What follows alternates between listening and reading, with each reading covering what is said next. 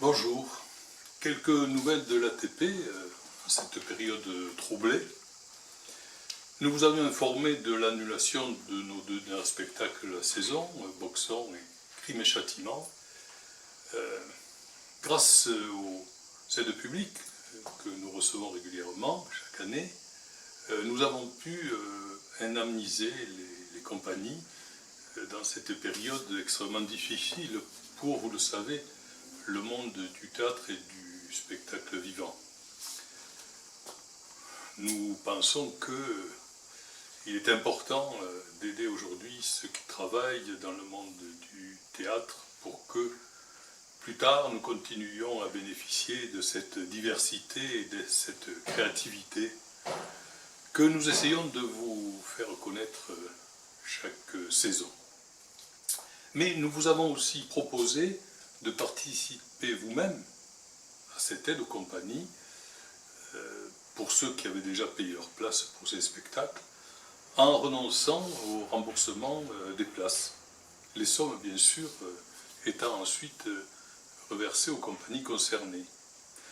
Ben voilà, nous avons eu le plaisir de constater que les trois quarts de ceux qui se sont manifestés ont décidé de répondre à cette proposition.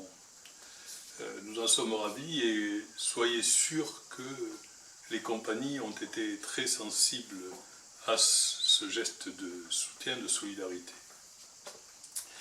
Voilà, les conditions de confinement paraissent évoluer.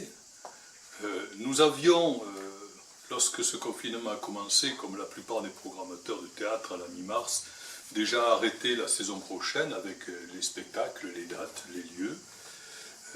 Voilà, mais nous avons mis cela en suspens et encore, nous sommes en train de préparer la plaquette programme et nous déciderons dans quelques jours si nous lançons effectivement la saison.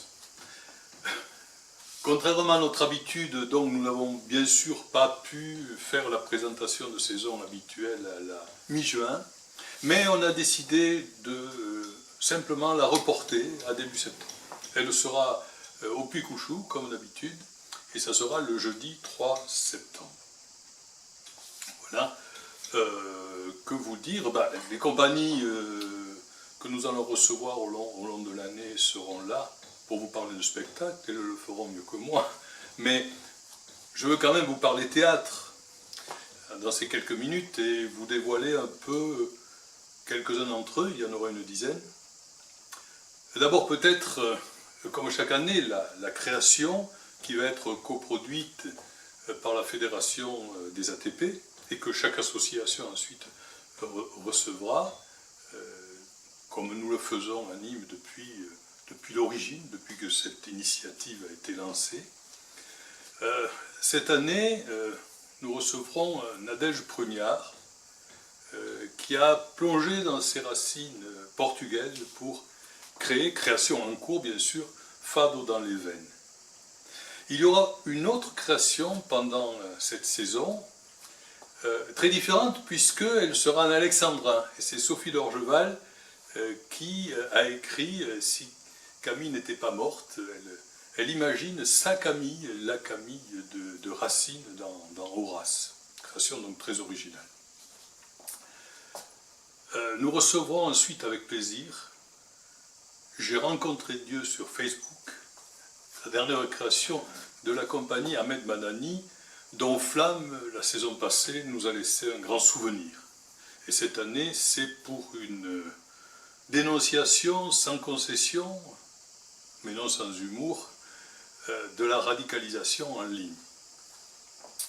Voilà. Mais nous espérons pouvoir ouvrir la saison avec un spectacle musical, avec la compagnie Debout sur le Zinc, pour une évocation de la poésie de Boris Vian, dont cette année 2020 nous marquons le 100e anniversaire de la naissance. Il y a eu beaucoup d'initiatives dans le pays et ça nous paraissait important de nous associer à cet hommage.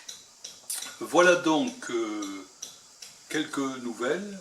Nous espérons donc que les mesures de restriction vont continuer à se lever et que nous pourrons, cette année, présenter une saison dans des conditions normales. Je vous donne rendez-vous donc le 3 septembre au Picouchon. À bientôt.